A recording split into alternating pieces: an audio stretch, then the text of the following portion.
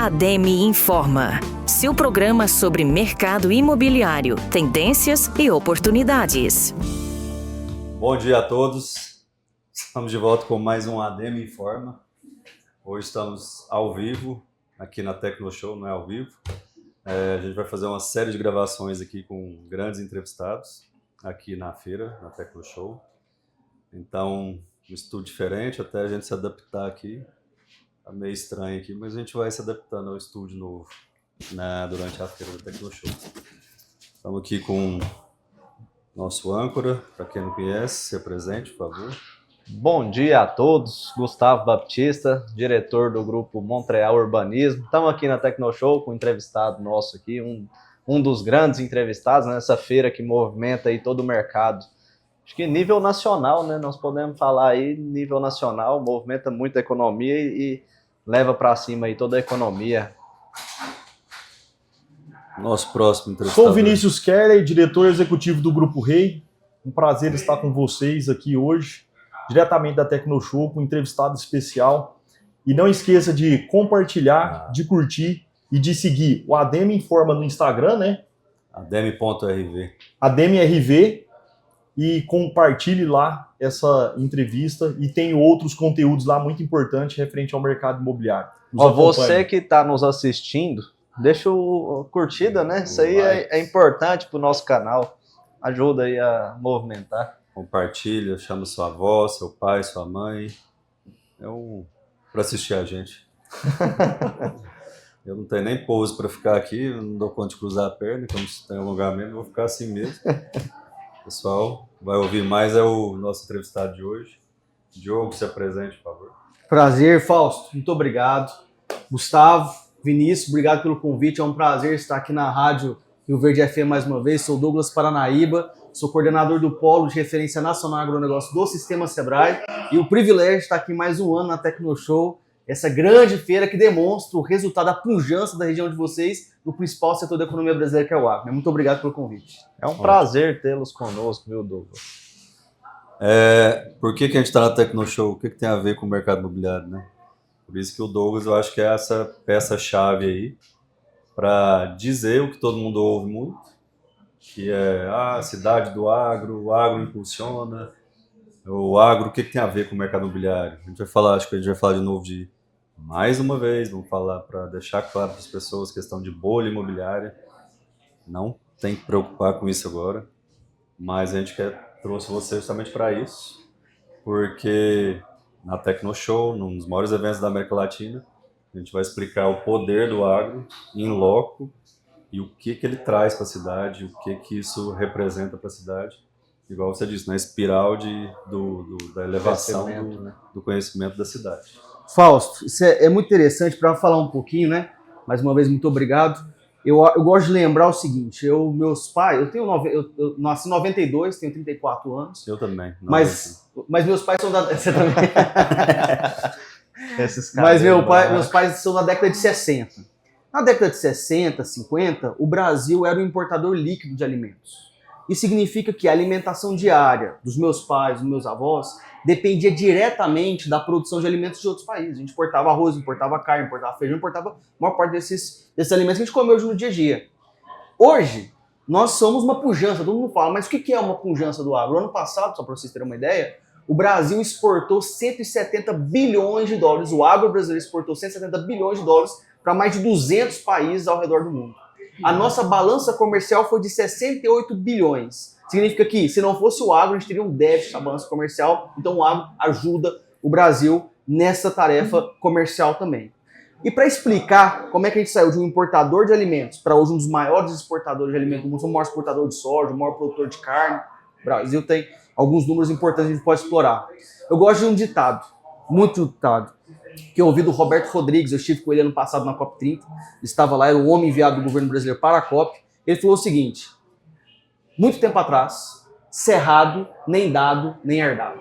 Era um ditado popular que meus avós ouviam, que nossos avós ouviam. Cerrado, nem dado, nem herdado. Era um problema. Vocês que mexem muito com burocracia, com documentação, vocês sabem. Pegava uma terra aqui, era improdutiva, era um solo ácido, só era buraco, não tinha infraestrutura, não tinha nada aqui no cerrado. Só a gente dá uma dor de cabeça de documentação. Ninguém queria essa terra. E hoje? Quanto está um hectare de terra aqui em Rio Verde? Na roça. Quanto está um alqueire aqui em Rio Verde? É uma coisa de doido. Isso mudou por conta de um ano que foi histórico na história do Brasil. Década de 70. O Brasil, ao longo da década de 70, tomou uma decisão muito importante de criar a Empresa Brasileira de Pesquisa Agropecuária.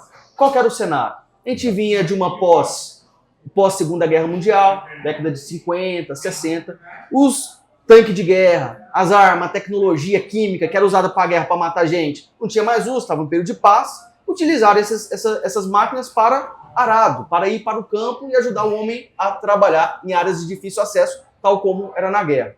E aí essa tecnologia que foi surgindo nos Estados Unidos, na Europa, foi a chamada Revolução Verde.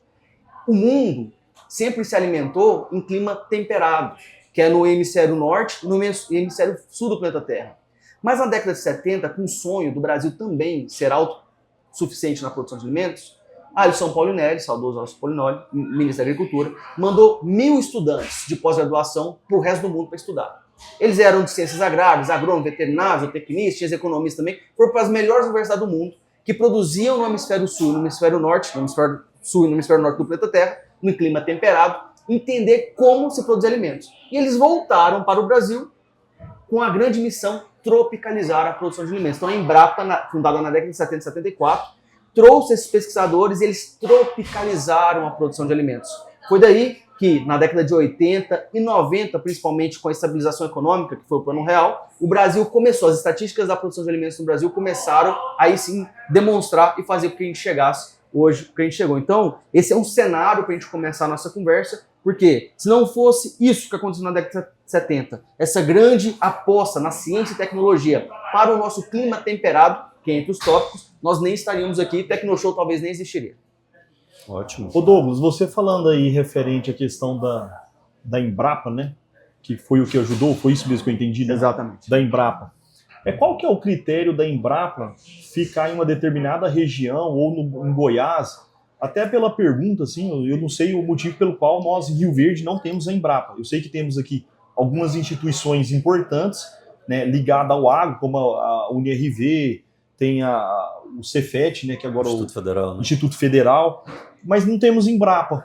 Tem algum motivo específico? Assim, eu sei que você é de outra área, de outra entidade, mas tem propriedade também para falar desse assunto. Você sabe dizer? A estratégia da Embrapa foi de colocar unidades que iriam pesquisar culturas específicas a partir das aptidões daquela região. Então você pergunta, mas por que Goiás então tem a Embrapa Arroz e Feijão, que o Miguel acabou de ser o novo chefe-geral da Embrapa Arroz e Feijão, tivemos a oportunidade de participar da posse dele. Por que a gente tem arroz e feijão, sendo que o maior produtor de arroz do Brasil é o Rio Grande do Sul? Rio Grande do Sul. É porque na época Goiás era o maior produtor de arroz do Brasil, arroz e feijão. Era, a gente secava arroz aqui na João Belo. Né? É verdade. Então, foi a Embrapa Concórdia, que é de suínos, em Santa Catarina. Então, a Embrapa, ela criou unidades especializadas na aptidão do estado. O Goiás é o maior produtor de quê? Aí criava a Embrapa lá. Mas a Embrapa, além de estar fisicamente em algumas regiões, ela trabalha em rede. Então, eles se comunicam, eles desenvolvem pesquisas em conjunto. E Rio Verde, apesar de não ter uma unidade da Embrapa, o que a gente pode, talvez, até eu deixo uma sugestão, convidar o Miguel, que é o chefe-geral, ele é um excelente pesquisador, muito aberto a conversas, mas acessar a Embrapa hoje é muito fácil. Os pesquisadores são muito abertos e a pesquisa, ciência e desenvolvimento que eles desenvolvem, que eles lideram, eles abrem, inclusive, para as instituições de ensino, como é a UniRV, tem a UniRV aqui, tem o Instituto Federal de Rio Verde também, tem outras universidades que podem ter acesso a esse tipo de conhecimento. Puxando um gancho aqui do que você falou no início, né? É tão interessante, nós estamos aqui hoje na Tecnoshow Comigo, muito grande, a feira, mas maior ainda é a Comigo que está por trás disso aqui, né? A primeira exportação daqui da região, se não me engano, não só do estado, foi feita pela Comigo, foi a exportação de milho, foi ela que trouxe a exportação de commodity para o estado. Isso aí está no livro lá.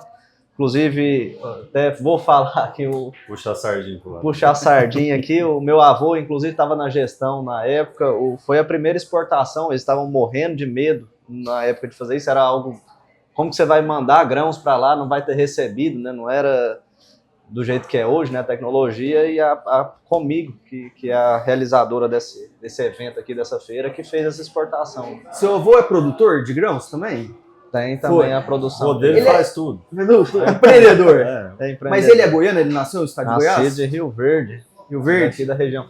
Ele foi um dos, né, lá comigo tem um grupo de fundadores, ele foi um dos fundadores da Comigo, Legal. que trouxe, inclusive, o que o Sebrae faz muito, né, capacitação dos produtores, o estudo, eles contam que eles levaram produtores para o sul do país, na época o sul era muito forte, Goiás estava iniciando, né, o Cerrado aqui era como se diz, era uma utopia. Uma terra infértil. Era uma terra infértil, totalmente aquém do que pensava, né?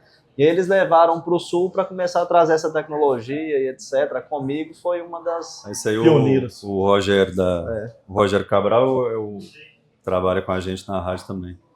Ele fez um áudio institucional, me passou, contou exatamente isso que você começou a sua conversa. O cara vinha pra cá, do sul, de São Paulo, comprava terra e ninguém acreditava nos caras. Foi o Bruxelles que começou, né? E começou, depois foi pra soja e atingiu números altíssimos de produção. Tanto é que Rio Verde tem o CTG, né, que é o Centro de Tradições Gaúchas, porque muitos Muito sulistas vieram para cá na época para desbravar. Sim. E muitos deles hoje são gigantes aqui na Grandes cidade. empresários Né? do segmento agro. Grandes do agro. Povo corajoso, povo corajoso. Foi os governos de Médici, Geisel e Figueiredo, no regime militar, com a criação da Embrapa. Eles criaram uma política de colonização da região mais centro-oeste do Brasil, porque a população vivia na área litorânea, vivia onde você fazia na Mata Atlântica, isso. E aí a ideia era criar regularização fundiária, crédito não apenas para aquisição de áreas, mas também para a questão de máquinas. As máquinas estavam chegando dessa revolução verde, que eu falei, dessa nova tecnologia, para vir para o centro do Brasil. E aí, essa turma, e aí eu acho importante falar, e eu já quero voltar no tema de vocês que são empreendedores. Eu acho que o espírito empreendedor foi o que de fato mudou o agronegócio. Porque imagina você pegar sua família da região sul, região litorânea, vir para um lugar totalmente fechado, sem certeza se ia produzir. Lógico, tivemos muita política pública, mas coragem dessa turma vir para cá foi o que de fato mudou o jogo. E aí as primeiras produções começaram a surgir. E um fato muito interessante, a gente está vendo agora uma crise no Oriente Médio entre Estados Unidos e Irã, envolvendo Israel. A primeira vez que o mundo viu o perigo que é mexer com o Irã, mexer com essa turma, foi na guerra de Yom Kippur. Mesmo cenário, Estados Unidos, Israel, os Estados Unidos foi apoiar Israel num conflito no Oriente Médio, e aí você tinha grandes países que produziam petróleo.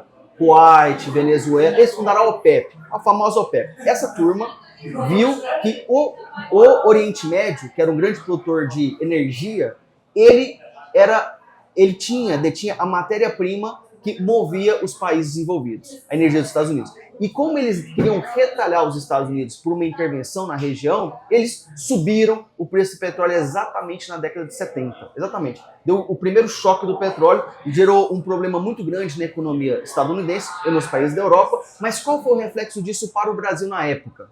Na época, a gente tinha um governo de regime militar, um governo que era orientado a políticas de longo prazo, como foi a criação da Embrapa, a tropicalização da produção de alimentos. Nessa época, eles elegeram um cara chamado Urbano Stumpf para desenvolver um motor a etanol. Vocês conhecem essa história. Aí na década de 70, 78, surgiu o primeiro motor a etanol e o governo então utilizou, ao invés de petróleo, etanol de cana-de-açúcar para mover a frota brasileira. Foram mais de 500 milhões de barris de petróleo que deixaram de ser importados na época do primeiro choque do petróleo. Agora a gente está vendo um novo choque do petróleo, como isso tem causado reflexos negativos no agronegócio brasileiro. E falando um pouco de petróleo...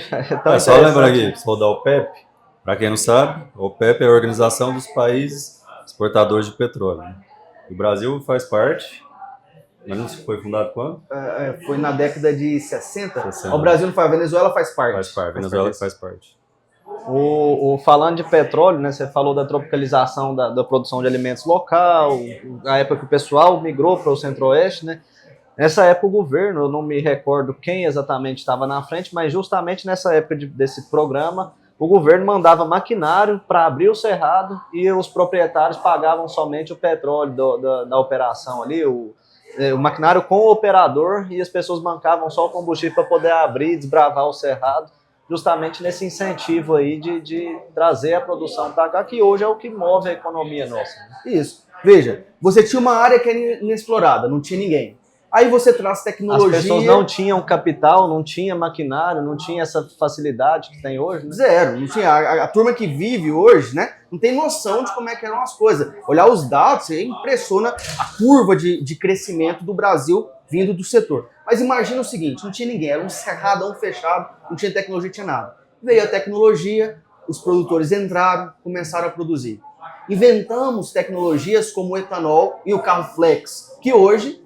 Móvel, quem não tem um carro, quem não tem carro flex hoje no Brasil são pouquíssimos carros. Desenvolvimento, né, do agro brasileiro também focado no agro. Então, agora veja como a sociedade brasileira começou a interiorizar o país a partir da possibilidade da produção de alimentos. Então, a nossa região, o estado de Goiás, a região sudeste aqui do Goiânia onde vocês estão, ela só é o que é hoje porque, dado o crescimento e as políticas públicas que foram desenvolvidas na época, hoje nós temos condições de avançar com isso. E os desafios que hoje nós enfrentamos é esse que vocês colocam. O agronegócio, ele contrata mão de obra, ele compra insumo, ele emprega localmente. Nenhuma política social do mundo consegue desenvolver interiormente um país que não é comparado com a política de produção de alimentos. E agora, aqui no interior, as pessoas então vão buscar melhoria da qualidade de vida, que é o trabalho que vocês fazem hoje, né? O Douglas, aproveitando esse gancho aí que você está falando dessa migração que teve de sulista para essa região do centro-oeste, teve esse crescimento, o agro crescendo, apesar de jovem, né? Muito jovem, por sinal, né? Nasceu no mesmo ano que eu. Você chegou a presenciar algum município que estava, ou às vezes, só na pecuária, ou ainda estava muito cru, no questão de tecnologia, de agro, você chegou a ver esse desenvolvimento e como que foi a questão da valorização de mercado imobiliário? Às vezes uma nova fronteira, alguma região. Se você puder dar um spoiler para a gente, alguma coisa que você ou presenciou de fato ou que você viu por indicadores, pelos números aí, que eu vi que você é bem antenado. Eu sou novo, eu consigo ver hoje esse processo. Então toda vez que eu venho para Rio Verde, eu vejo alguma coisa diferente, uma construção nova, um loteamento novo, uma indústria nova, um silo novo. Toda vez que eu vou para a região norte, estava em Aciara 2 semanas atrás. Eu imaginava a região nordeste do estado, que às vezes a gente acha que é pouco desenvolvida, mas a pecuária lá é pujante. Eu estava em Porangatu e fui de Porangatu para Aciara. Além de lindo, maravilhosa a região, a pecuária lá é super desenvolvida. E aí...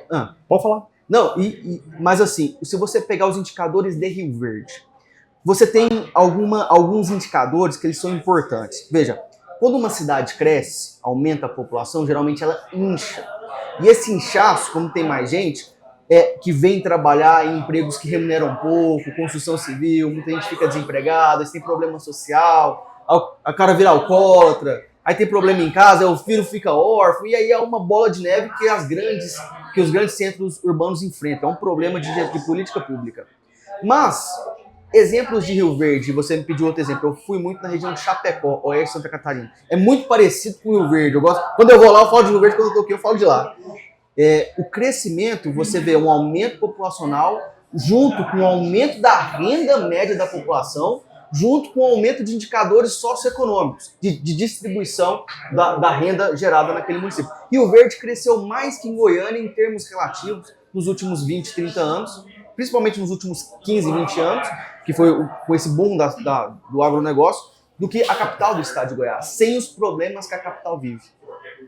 Você estava falando de Porangatu, né? Porangatu. Porangatu, há 15 anos atrás, ali era uma região de fazendas, né? Falando na parte de valorização de mercado imobiliário.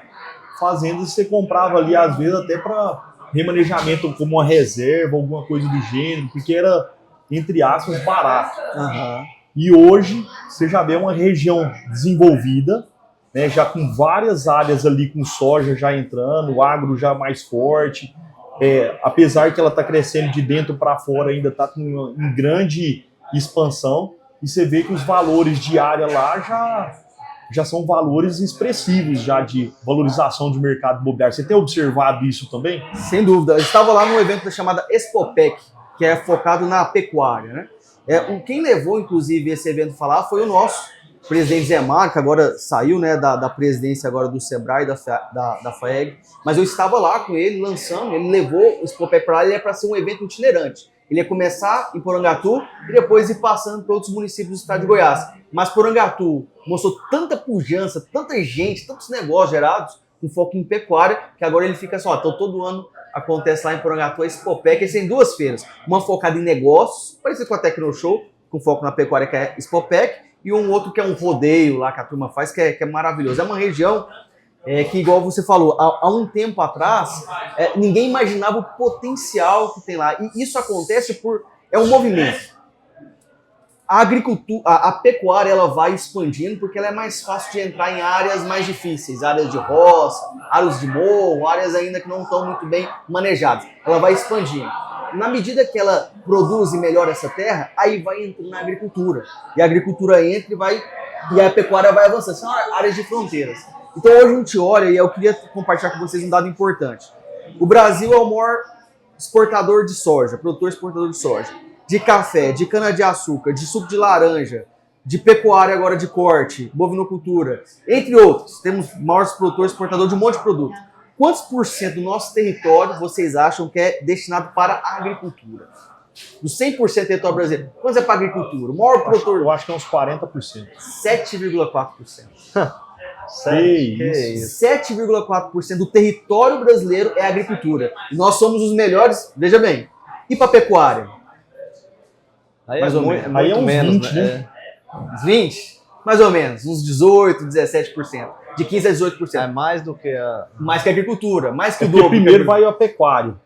Aí Pecuária é depois mais extensiva. é mais extensivo, é mais fácil, entre aspas, né? Isso. Sem entrar na região, né? E lembra que eu falei do Aldson Paulinelli, que criou a Embrapa? Antes dele morrer, ele falava uma coisa. O Brasil, hoje, atualmente, produz alimentos... Eu vou dar o dado oficial. 800 milhões de pessoas, isso em 2018. Mas atualmente é 1 bilhão de pessoas mundo afora. A Europa tem 584 milhões de pessoas. Então a gente produz alimento para alimentar o Brasil, que é 210 milhões de brasileiros, uma Europa e algumas Argentinas e alguns outros tantos países. A gente produz todo ano. Então, a alimentação a gente manda para o resto do mundo. Alisson Paulinelli falava que a gente consegue dobrar a produção de alimentos sem incremento de nenhuma área adicional, intensificando a pecuária. A gente usa 14%, mas a maior parte é de pecuária extensiva, com pastagem degradada. A gente consegue intensificar a pecuária, liberando aqui 7 pontos percentuais, e entra com a agricultura. É muito difícil de aumentar a produtividade da agricultura hoje. Ela é muito produtiva. A produtividade é muito elevada. Mas a gente consegue dobrar a área de agricultura, apenas diminuindo a área de pecuária, que ainda tem muita margem para crescer em produtividade. É impressionante. Eu imaginava que fosse muito mais. Se você pega aí que 20% de todo o território nacional utilizado na pecuária e 7% apenas no agro, na agricultura, ou seja, somos neném ainda perto do que pode vir pela frente aí, na parte de produção de alimento para o mundo. Você acha que o aumento da produção agropecuária, da agrícola no caso, hoje ela está chegando ao seu limite de produção em termos de espaço? Teria que aumentar a quantidade de áreas hoje para... Você vai produzir mais no menor espaço. Hoje a genética e tudo tá chegando no limite, você acha? Da agricultura nós estamos muito próximo do limite. O que vai aumentar, dar um chute de produtividade na agricultura é a agricultura irrigada, que ainda tem um déficit muito grande. Mas sequeiro, a gente está num nível muito elevado. Se a gente pegar, por exemplo, o que vai definir, qual o indicador que a gente usa para definir se a agricultura é mais tecnificada ou menos? Uma proxy, um dos indicadores.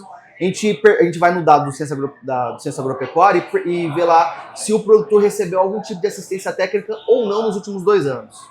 Em média, os agricultores brasileiros, nós temos 5 milhões de propriedades rurais no Brasil. Em média, quem recebe é menos de 10%. Então, você vai pegar 4,5 milhões de produtores rurais não recebem nenhum tipo de assistência técnica. Na soja, em grãos, é mais de 80%. Então, olha o nível de profissionalismo que o produtor de grãos no Brasil hoje tem. Pode chegar em outras culturas, né? Outra cultura. Que pode chegar... Agora, porque a gente fala de soja, porque só a soja, ela é mais de 25% do valor bruto da produção agropecuária brasileira. Nas nossas exportações, ela ocupa 30% do valor total das exportações é soja. Então a soja é muito importante para nós, né? Seguido de pecuária, de milho. Aí você pega soja e milho, é 40%, 32% do BBP nosso. Você fala de Embrapa, e é bom, interessante falar disso aí. O que ela trouxe para o Cerrado e a gente pensa no Nordeste, né? Hoje você pega essa parte de frutas e tudo mais, era muito tradicional na região sul. Hoje, teve participação de Israel junto com a Embrapa, eu lembro disso tudo. Cara, hoje um dos maiores produtores de frutas do Brasil é o Nordeste. E vinhos, frutas e tudo mais, tudo relacionado com fruta. Hoje, por causa da Embrapa, em parcerias com outras instituições, outros países, possibilitou atingir, romper essa fronteira agrícola que antes era limitada para o sul. Então lá você evita pragas que teriam no sul, lá você não vai ter. Então, assim, tecnologia, a Embrapa é muito importante nisso. Pensando nisso, você acha que uma cidade como Rio Verde não consegue ou consegue? A gente tem dados que sim. Consegue trabalhar junto com a Embrapa ou até equalizar a Embrapa em termos de vencer essa tecnologia, de exportar a tecnologia para outros estados, para outros países também? Sem dúvida, sem dúvida. Importante você falar, eu estive lá na região de Juazeiro e Petrolina, na fruticultura irrigada no vão do Rio São Francisco. Sim. Muito interessante, muito interessante. Inclusive a ideia na época era trazer tecnologia para o Nordeste do estado de Goiás, que é uma região mais árida, e as coisas vão avançando. Goiás hoje tem total potencial para avançar. Inclusive a própria Comigo, ela tem um centro de tecnologia, desenvolvimento de inovação para a agricultura.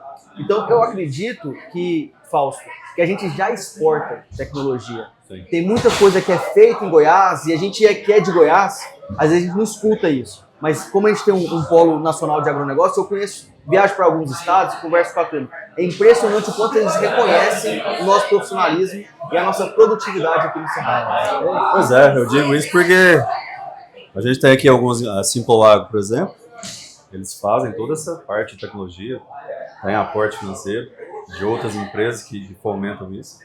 E eu sei que eles já estão exportando. Eles falam muito na Embrapa, mas essas parcerias com empresas que já existem pode também fazer o mesmo trabalho que a Embrapa faria. Sem dúvida. Algumas vezes já fazem. Uma coisa que está algo interessante é o trigo do Cerrado, que é uma tecnologia nova que a Embrapa fez em parceria com empresas do Centro-Oeste, Goiás, Brasília, Mato Grosso, e o trigo está entrando aqui no Cerrado também. Produção de trigo. A gente importa trigo da Argentina. Em breve, a gente vai estar aqui conversando quanto o Brasil está exportando trigo. Pode anotar, vocês vão ver. Ele vai ser autossuficiente e ainda vai exportar trigo em breve, porque ele é uma ótima opção de segunda safra. Mas depende de mercado, não é só produzir. Os desafios dentro da porteira são importantes, mas desafios para fora da parte da cadeia produtiva são importantes. O agro mudou bastante, né? Até porque eu falo assim, hoje a gente tem observado a primeira geração, muitas pessoas passando já para a segunda geração. Na primeira geração foi aquela pessoa que veio da região mais sul, de várias regiões do país e etc. Vamos dizer assim, garrava no chifre do boi, né? Então montava no trator, fazia o plantio, fazia a colheita, estava na operação e tudo mais. Aí você vai vendo que hoje, né, o filho desse produtor rural, ele já estudou numa faculdade apropriada, foi para uma faculdade federal ou foi para uma faculdade particular, já volta com mais instrução. O produtor não era agrônomo, o filho já é, né? O filho já é. Então ele aprendeu na raça, né, na faca no dente. Né, e muito palestra bem, né? E tudo, e aprendeu fazer fazendo. Né? Alguns especializaram, mas a grande maioria a gente sabe que foi na raça, e os filhos, né, tiveram a facilidade ali de apoiar os pais, né, e de ir fazendo e apropriando ali o conhecimento, unindo conhecimento com a experiência, e hoje são grandes grupos familiares aí que estão à frente aí do agro e etc. Então, você vê esse movimento claramente acontecendo também nas regiões onde você explora. E até pegar um gancho aqui, como é que o Sebrae apoia esses produtores?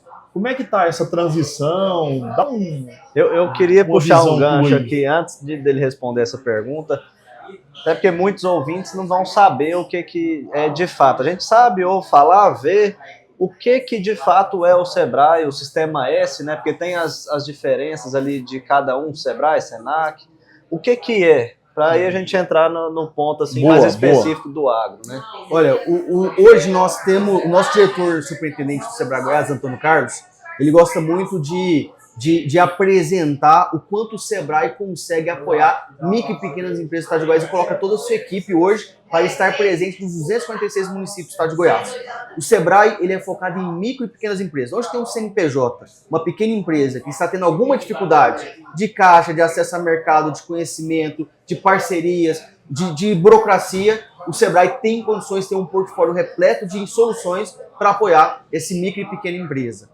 O nosso presidente do Conselho Deliberativo do Sebrae Goiás hoje, que é o André Rocha, ele é presidente também do Senai, que é o S que vai cuidar da indústria. Então ele vai trabalhar, apoiar mão de obra para as indústrias, um portfólio específico para certificações, burocracia, que a indústria muitas vezes enfrenta, né? Para sua legalização, para sua formalização, o Senai apoia essa turma também. E nosso presidente, que acabou de se afastar, ex-presidente Zé Mário Schirarner, era presidente tanto do Sebrae, do nosso conselho, e também do Senar, que é o Sistema de Aprendizagem Rural, que é o S do Rural, que é o S que vai cuidar do produtor rural. Então o Sistema S, nós temos alguns S, eles via de regra vão focar no apoio a um setor específico da economia. No caso do Sebrae, micro e pequena empresa. E nós temos micro e pequena empresa em todas as cadeias produtivas, seja do agro, da indústria, do comércio, do serviço, do turismo.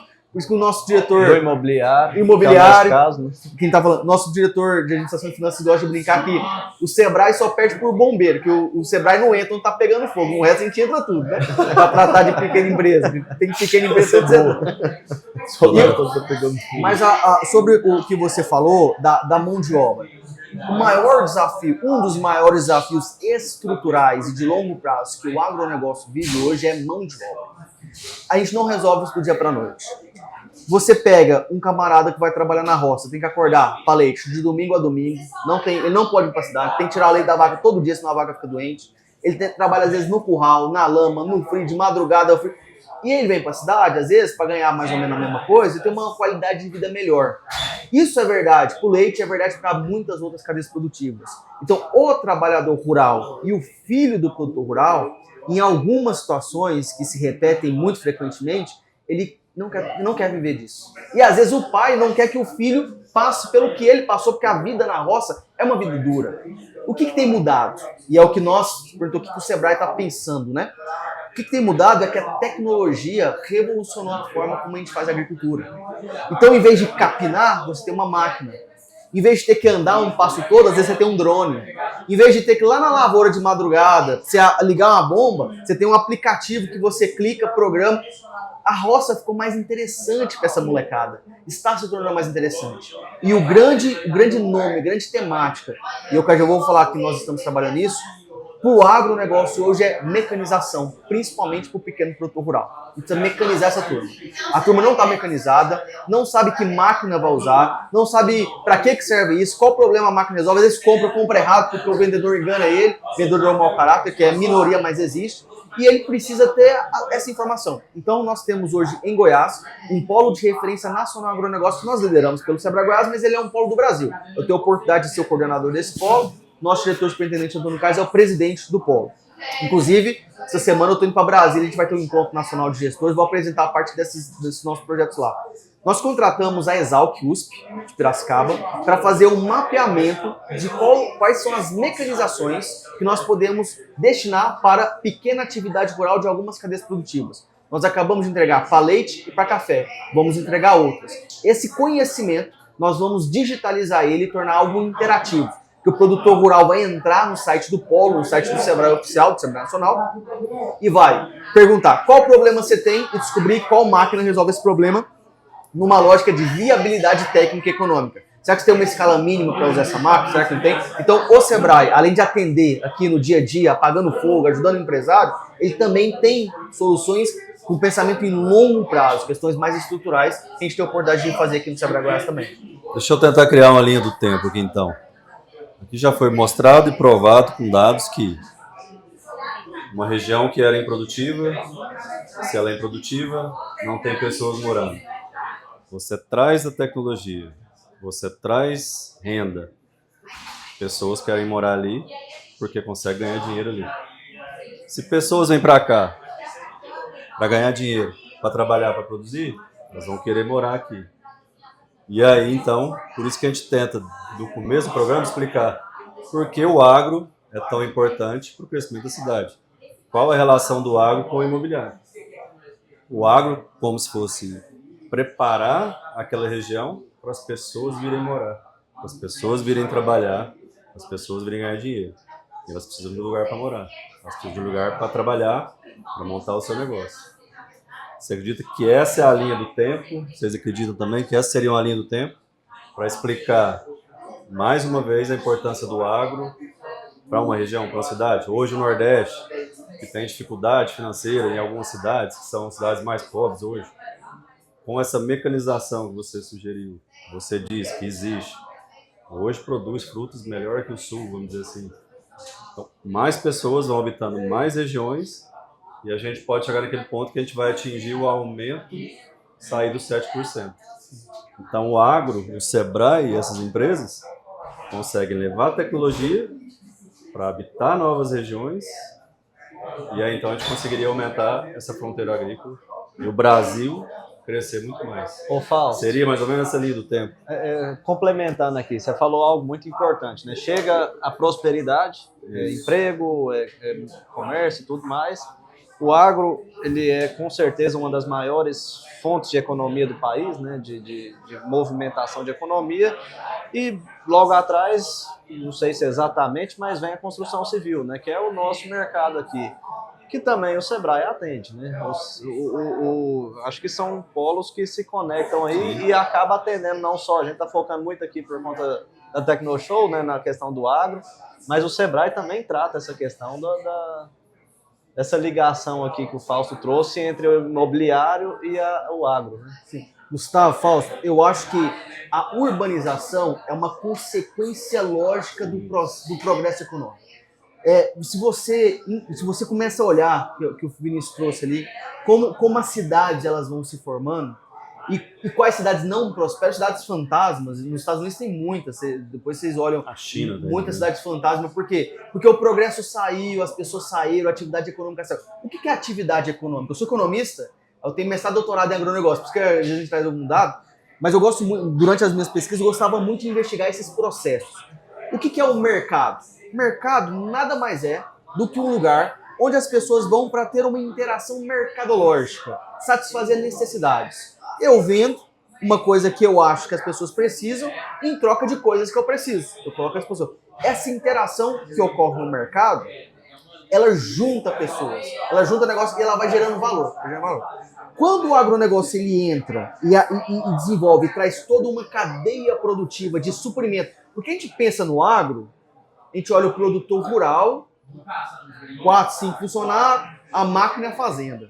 Mas a gente esquece que por trás daquela figura emblemática tem toda uma cadeia de suprimentos com N transações econômicas que foram realizadas. De onde que veio o pneu dessa máquina? De onde que veio a rodando dessa máquina? A torneira da máquina, a bomba, o óleo dessa máquina, a prestação de serviço de manutenção dessa máquina. O funcionário, ele compra remédio onde? O filho dele estuda onde? Ele mora onde? Ele tem lazer onde? Ele só tem a turma que vem para trabalhar e experimenta o progresso econômico. Ele quer levar a família dele para um lugar bacana, quer levar a família dele para alugar, para passar um final de semana, alugar uma casa legal, bonita, confortável.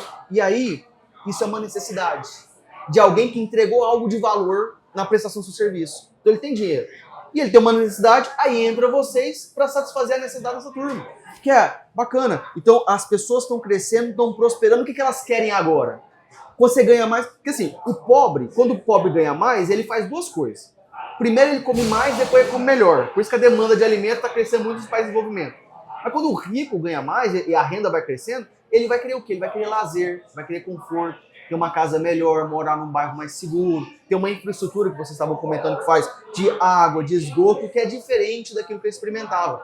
Então, caso não haja essa contrapartida mercadológica, que é a oferta de um processo de urbanização com uma infraestrutura legal, adequada, esse lado de cá fica desatendido e migra, vai para outro canto, ele vai embora, ele não fica ali. Aí, até nós, empreendedores, estamos sempre querendo fazer novos empreendimentos cada vez melhores para suprir essa evolução que o Vinícius fala muito em vários programas, que é essa evolução do cara que sai de um bairro, vai para um bairro melhor, sai de uma casa na rua, vai para um condomínio fechado, vai para um prédio.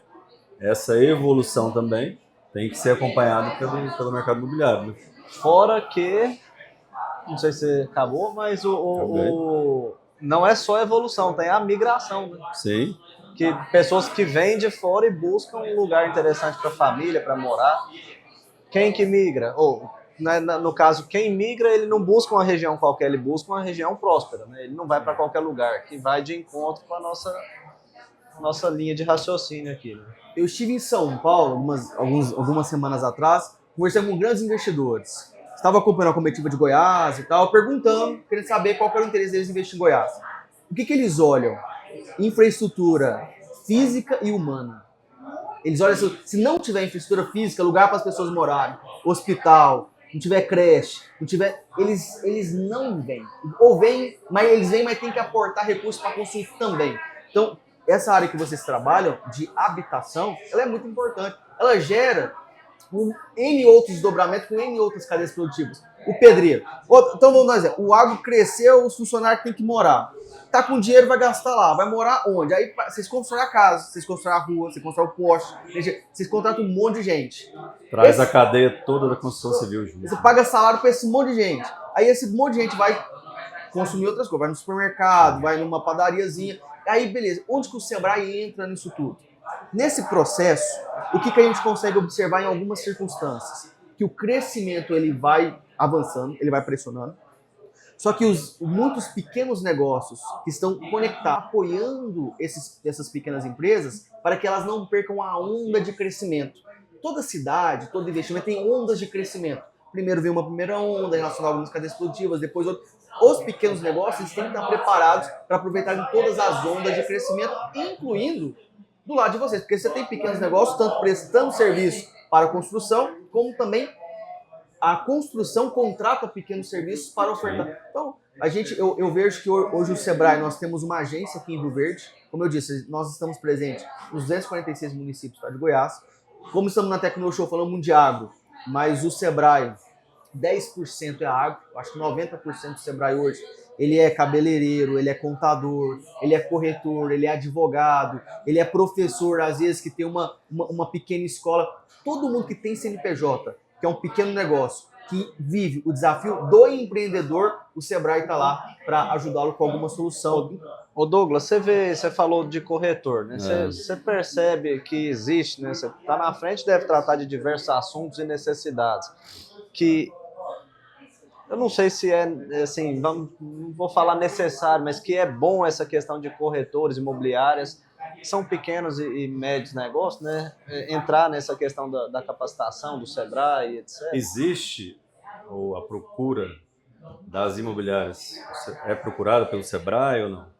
Se nos procurarem, serão muito bem-vindas. Deixo aqui um convite depois para vocês irem na nossa regional aqui de Rio Verde, bater um papo com o nosso gerente Adriano. Vai ser um prazer apresentar para vocês o nosso portfólio e pensar em soluções para a turma. Mas com certeza, se você olha um corretor, ele é uma pequena empresa. Nós somos, todo mundo é uma empresa. E quando você está fazendo um negócio, vender um imóvel, para você vender um imóvel, você vende imóvel todo mês? Depende. Você sabe quanto você vai ganhar todo mês? Não. Então você já tem que ter um planejamento de caixa. Pode ter mês que você vai ganhar nada, pode ter mês que você vai ganhar muito. Eu tenho um certo planejamento. Segundo, você tem presença nas redes sociais? Então hoje estar nas redes é muito importante para você colocar o seu portfólio à vista de todos. O Sebrae tem uma escola de negócios, uma universidade, é quase como uma faculdade Sebrae, chama Escola de Negócios Sebrae, que oferece um curso chamado Vídeos que Vendem, que é como você gravar para o YouTube, como fazer um bom roteiro para vender. Esse corretor está preparado para isso? Outra coisa, ele está atento às oportunidades de mercado, ele entende o que é uma atividade empresarial, o quão é importante ele manter bons relacionamentos, a importância do network, a importância de estar bem financeiramente, a importância de tratar bem as pessoas com que ele se relaciona, a importância do seu empregador e do seu cliente. Será que ele entende essa lógica que as pequenas empresas têm que ter? Porque as que prosperam sabem disso. Então, ele pode buscar o Sebrae e as N capacitações que o Sebrae tem, como a gente está falando de um CPF, para ele se aprimorar profissionalmente. E quando está falando do CNPJ dele, as nossas consultorias. montar um site para ele, fazer um plano de negócio para ele, fazer o capital de giro da empresa dele, N outras soluções. Isso é gratuito. A maioria das nossas soluções hoje, todas as nossas soluções são subsidiadas. Algumas 100%, outras 70%, outras 50%. As nossas consultorias tecnológicas, que a gente chama Sebrae Tech, que a turma mais conhece, elas têm 70% de subsídio. É o seguinte, você vai precisar de uma consultoria do Douglas, profissional. Quanto que você vai cobrar? Vou cobrar R$1.000 na consultoria. Se o Douglas vai cobrar R$1.000, o Sebrae tem um banco de credenciados que profissionais como eu se credenciam para prestar serviço para pequenas empresas. O nosso cliente acessa o Sebrae conecta ele com esse banco de credenciados, que tem uma capacidade técnica mínima, os caras são bons. Coloca em contato. Aí a consultoria que sai R$1.000 para o cliente, o Sebrae vai e paga 70%, R$700. E o cliente parcela os outros 300 em até 5 vezes. É um dos exemplos. A nossa escola de negócio é um preço bem reduzido, parcelado. A maior parte das nossas soluções, o Polo Sebrae Agro, o qual eu coordeno, nós temos uma biblioteca completa com 140 produções totalmente gratuitas. N outras soluções. Eu acho que vale a pena se aproximar do Sebrae, conhecer o Sebrae e entender como o Sebrae pode te ajudar, porque com certeza com alguma coisa ele pode. Pelo que você falou, não está tendo essa procura. É uma oportunidade que a imobiliária, o corretor pode ter. E nas entrevistas que a gente fez, a gente tentou conversar, o cara que era corretor, virou gestor de imobiliária, desistiu, não é o perfil dele, voltou para ser corretor, porque cada um tem uma capacidade que se adapta melhor. Às vezes essa transferência, essa migração ou retorno, com a ajuda do Sebrae seria muito mais interessante. Mas pelo que você falou aí, não está tendo essa procura das imobiliárias para o Sebrae para dar esse apoio. Né? Sem dúvida. Eu acho assim que é muito importante. Nós, no Sebrae, o nosso portfólio, ele é criado para atender essas especificidades da pequena empresa. Nós temos um portfólio padrão. Quando nós temos o acesso e a provocação de uma imobiliária, por exemplo, que tem vinculado a ela várias pequenas empresas, vários CNPJs, para nós é mais fácil até de fazer parceria, porque nós colocamos à disposição o nosso portfólio para um grupo já mobilizado de pequenas empresas. A imobiliária, então, pode fazer isso para o grupo dela e vocês fariam no geral, né? Não específico para cada um. Isso, a gente tem alguns projetos que nós fazemos com instituições, por exemplo, um sindicato rural, e ele tem um grupo de produtores já mobilizado. Nós fizemos uma parceria com a OAB, por exemplo, ela tinha um grupo de escritórios de advogados já mobilizados. E em outras, nós fazemos muitas parcerias. Então lá no Sebrae, a gente pode desenhar uma parceria para que o grupo de pequenas empresas ligadas à construtora de vocês possa ser atendida por nós em um portfólio nosso específico. Ô, Fausto, fica aqui o compromisso da ADEME, junto com o Douglas, para a gente ir lá conhecer, tá? Com mais profundidade, como que o Sebrae pode ajudar as imobiliárias. Tá? E posteriormente, você que escrever aí no YouTube, eu quero, nós vamos entrar em contato, a Dares vai entrar em contato com você e a gente vai filtrar essa informação e nós vamos angariar algumas imobiliárias que queiram ser apoiadas pelo Sebrae. Eu tive a oportunidade de conhecer um pouco do trabalho do Sebrae, a gente já fez alguns trabalhos em conjunto com algumas assessorias dentro da imobiliária, em alguns CNPJs específicos. Já vi grandes empresários, meu sogro tem uma indústria de 102 anos. No início da jornada dele ali, quando ele pegou a empresa, ele falou que o que salvou, é a palavra que ele utiliza, a empresa, o que ensinou ele a ter fluxo de caixa, gestão de fluxo, etc., foi o Sebrae. Legal, tá? Então o Sebrae, de fato, vem para dentro da operação, ajuda você, corretor, que começou ali, igual o Fausto falou, você que começou como corretor, agora já tem uma equipe de 10, 12 pessoas, 20 pessoas, e às vezes ali está fazendo agora gestão de fluxo de caixa, gestão de contas a pagar, gestão de contas a receber, tem que as coisas do dia a dia de uma empresa como outra, tem que entender de contabilidade.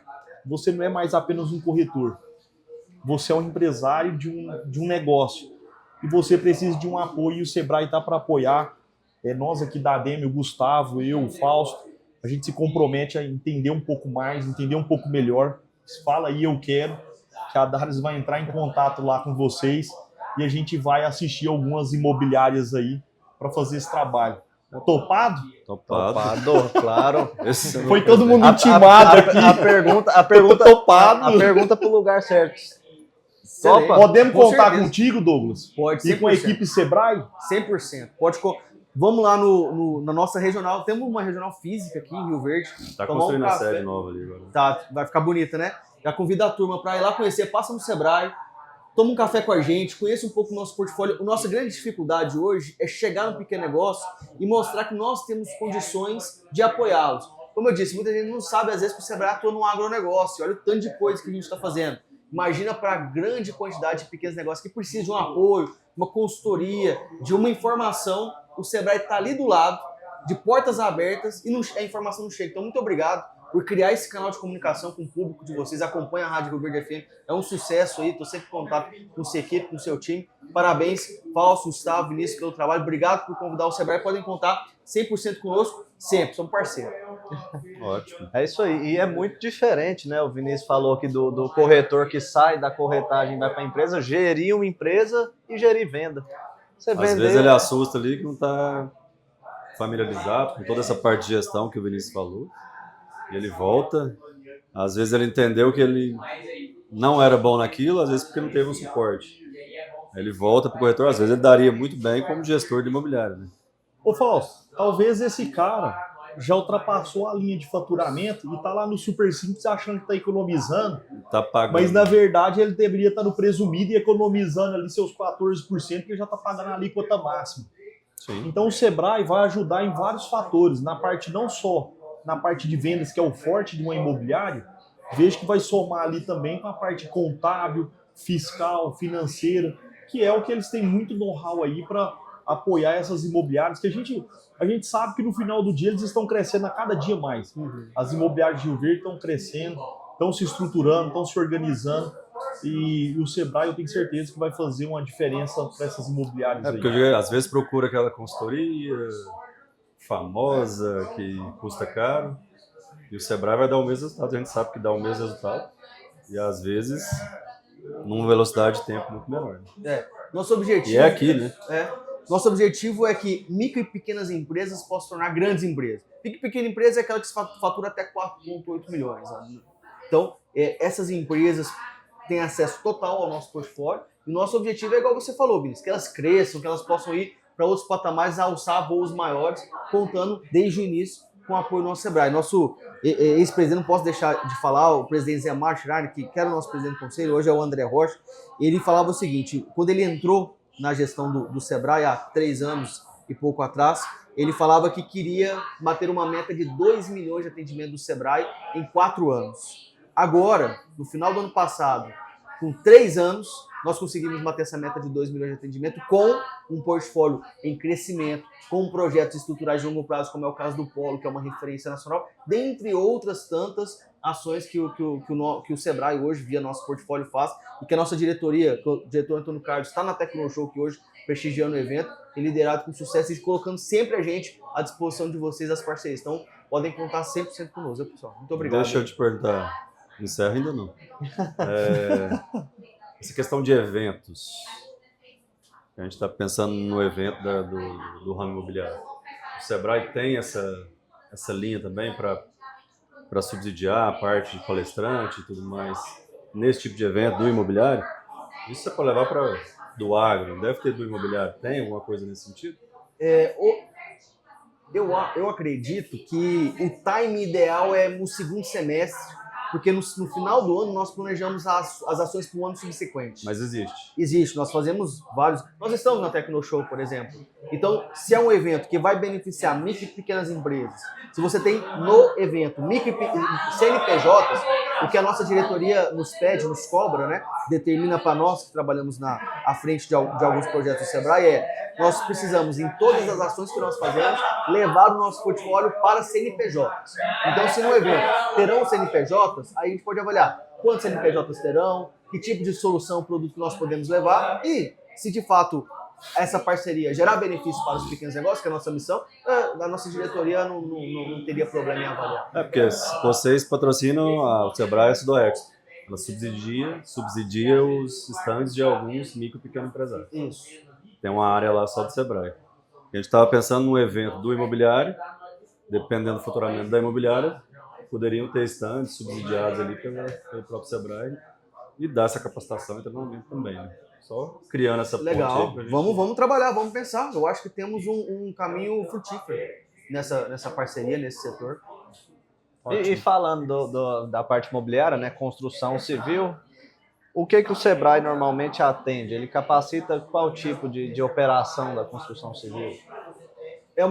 Hoje nós temos, por exemplo, uma construção, uma pequena empresa, o Vinícius tinha dado um exemplo, ela chega um momento que ela vai ter problema de caixa. Então toda a parte de gestão da pequena empresa, nós podemos entrar auxiliando o pequeno negócio a fazer. Toda a parte, por exemplo, de posicionamento em rede social, nós temos uma solução também que pode auxiliar.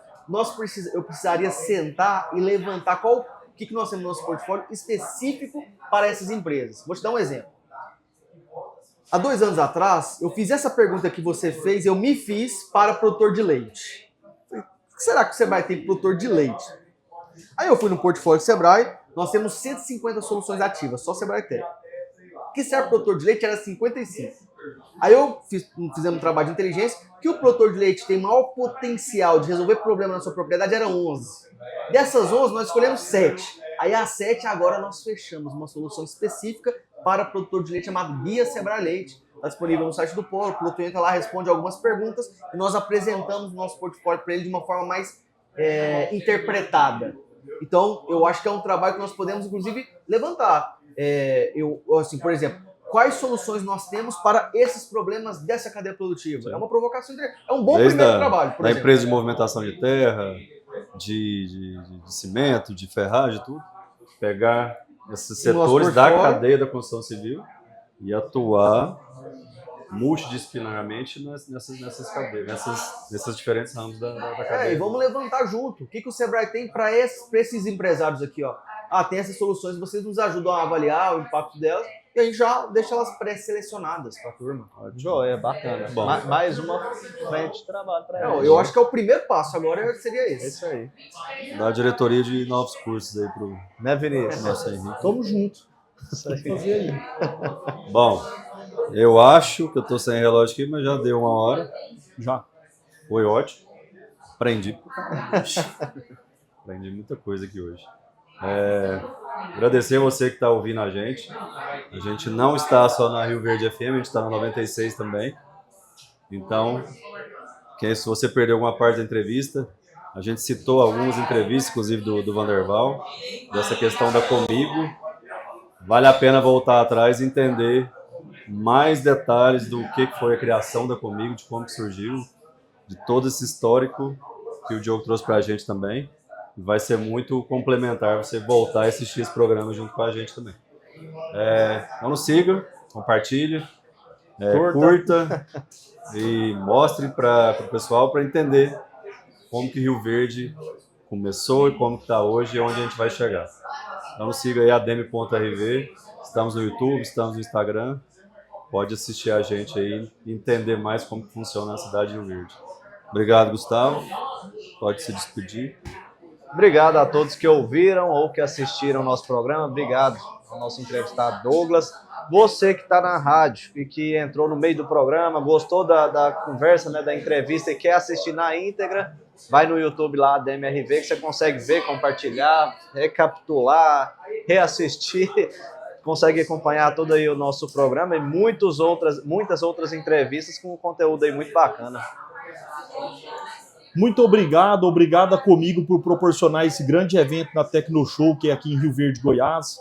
Obrigado você que nos assistiu, obrigado ao entrevistado Douglas, doutor Douglas aqui, nos representando o Sebrae muito bem. Obrigado, aprendemos bastante e você, eu tenho certeza que vai aprender ainda mais se trouxer o Sebrae para dentro da tua empresa. Desculpa, eu falei Diogo, o cavalo aqui falou Diogo, é Douglas. Pode se despedir, são as últimas palavras. Fausto, Gustavo, Vinícius, muito obrigado pela oportunidade. Você que está nos assistindo, muito obrigado pela audiência. Espero que tenha gostado das informações, tenha entendido um pouquinho das estratégias, um momento importante que nós vivemos. Então, deixo aqui um recado do Sebrae, da nossa diretoria, nosso diretor Antônio Carlos, nosso presidente André Rocha, nosso presidente Zé Martinainen. Para empreender mais, empreende com o Sebrae. Vem conhecer um pouquinho do nosso portfólio. Valeu. Obrigado. Obrigado. Até o próximo ADM Informa. ADM Informa, seu programa sobre mercado imobiliário, tendências e oportunidades.